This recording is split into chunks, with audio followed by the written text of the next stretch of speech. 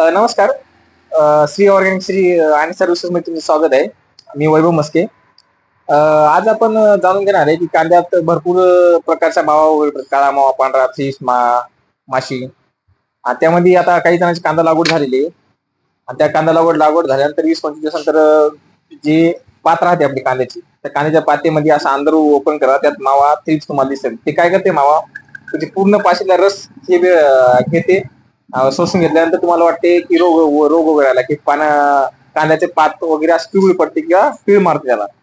मग त्यासाठी तुम्हाला एक 100% रिपोर्ट देणार एक औषध सांगणार आहे. त्यामध्ये तुम्हाला काय घ्यायचं, सर्वप्रथम समजा तुमचा 20 लिटरचा पंप असेल, त्या 20 लिटरच्या पंपासाठी 7 ml प्रति लिटर नॅटल घ्यायचे. हे नॅटल काय करेल, तुमचं द्रावण पूर्ण एकसंग करेल. एकसंग झाल्यामुळे जेही औषध असेल ते पूर्ण एकसंग होऊन रिपोर्ट चांगले येतील.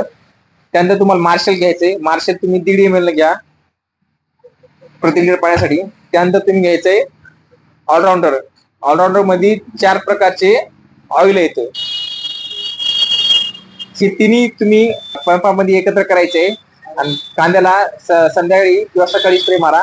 त्याची तुम्हाला दुसऱ्या दिवशी तुम्हाला याची रिपोर्ट अतिउत्तम रिपोर्ट दिसतील. त्यामध्ये तुमचा गाभातला मावा असो, थ्रिप असू द्या.